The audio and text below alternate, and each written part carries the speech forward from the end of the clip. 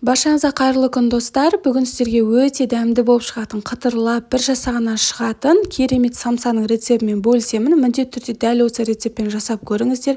Және де самсаның қамырын илеу барысында көптеген лайфхактармен бөлісетін боламын. Міндетті түрде видеоның соңына дейін қарап, каналыма тіркеліп алыңыз. Ең алдымен ұнымызды ыдысымызға салып дайындап аламыз, және де суымыздың үстіне 1 шай қасық болатын тұзымызды салып, жақсылап араластырып аламыз. Яғни тұзымыз бұл жерде бізде кішкене еруі қажет. Суымызды жартылай құйып, жақсылап қамыр илейтін боламыз. Суымыздың барлығын бірден құйып жібермейміз, осылай 2 бөлікке бөліп, жақсы қамыр илеп шығамыз. Қолыңызға бастысы қамырыңыз жабыспайтын болуы қажет. Столымызға түсіріп алып, тағы да иін қандырамыз.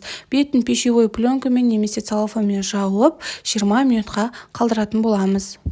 Міндетті түрде бөлме температурасында қалдыратын боламыз. Холодильникке салуға болмайды. Мінекей менде 20 минут уақыт өтті. Қамырыңыз өз формасын сақтап біркелкі болады. Дәл осылай ыдысымыздан алып, столымыздың үстіне түсіріп, қолымызбен тағы да басып илейтін боламыз. Теңде 2 бөлікке бөліп аламыз. Әрбір бөлікті қолыңызбен жақсылап қайтаратын боламыз.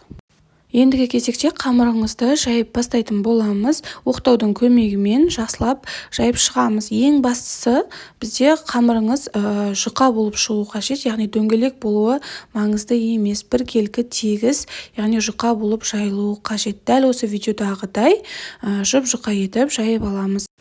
Қамырыңызға кішкене ғана ұн сепсеңіз болады.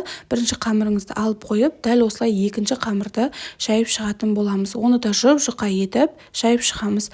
Бастысы 2 қамырыңыздың формасы бір-біріне сәйкес келуі қажет. Мінекей мен 2 қамырымды да жұп-жұқа етіп жайып алдым. Енді бірінші қамырымыздың үстіне осы ертілген сары майдың жартысын құйып, кесішкінің көмегімен барлық жеріне толықтай жағып шығатын боламыз. Және жаққаннан кейін 5 минут күтеміз, қыздар.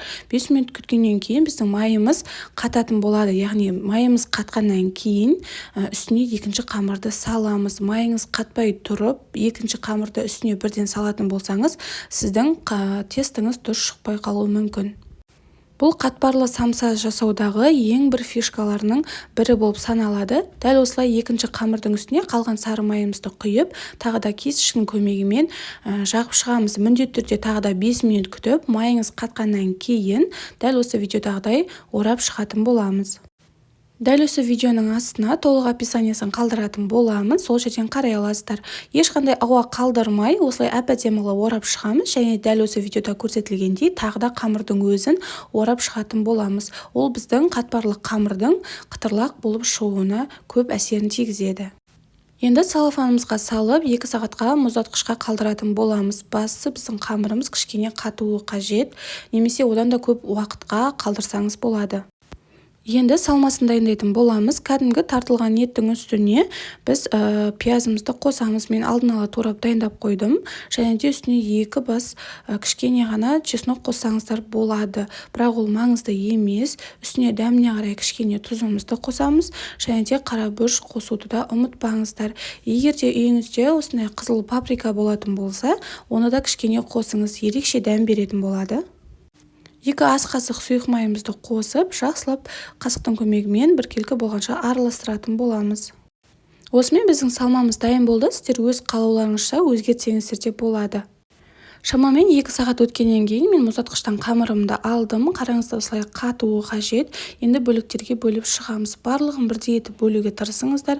Және де видеода көріп тұрғандарыңыздай самсаның ортасы қатпарлығы көрініп тұр. Дәл осылай көрініп тұруы қажет. Жаңағы біз майда қатырып жаққанымыздың әсерінен осылай әдемі болып өз слойлары, яғни қатпарлығы көрініп тұрады. Енді қамырымызды жаямыз. Кішкене ғана ұнды себе отыра, оқтаудың көмегімен жиектерін ғана жайып, осылай қамырымызды жайып шығатын боламыз. Видеода көріп тұрғандарыңыздар, әрбір бөліктің қатпарлығы осылай әдемі болып көрініп тұруы қажет. Сол кезде біздің самсамыз қытырлап әдемі болып шығады.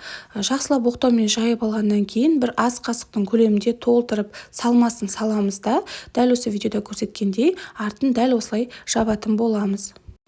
Бұл самса жасаудың ең оңай қарапайым түрі. Бұны тіпті кішкентай қыз баланың өзі жасай алады. Барлығын осылай әп-әдемі қылып жасап, пергамент қағаздың үстіне қоятын боламыз. Самсамыздың үстіне бір жұмыртқаны дәл осы кесішкінің көмегімен толықтай барлық жеріне жағып шығатын боламыз. Сол кезде біздің самсаларымыз қызарып, әдемі болып піседі. Пешіңізді алдын ала 180 градуста қыздырып қоямыз, және де бетіне күнжіт сепсеңіздер де болады. 180 градуста 30-35 минутта пісіріп алатын боламыз. Мінекей біздің самсаларымыз дайын болды, қызарып әдемі болып піседі, иісі де дәмі де өте керемет болып шығады. Міндетті түрде дәл осы рецептпен жасап көруге сіздерге кеңес беремін, және де мен айтқан лайфхактарды қолданыңыздар. Қазір сіздерге самсаның ортасының қалай болып шығатынын көрсететін боламын.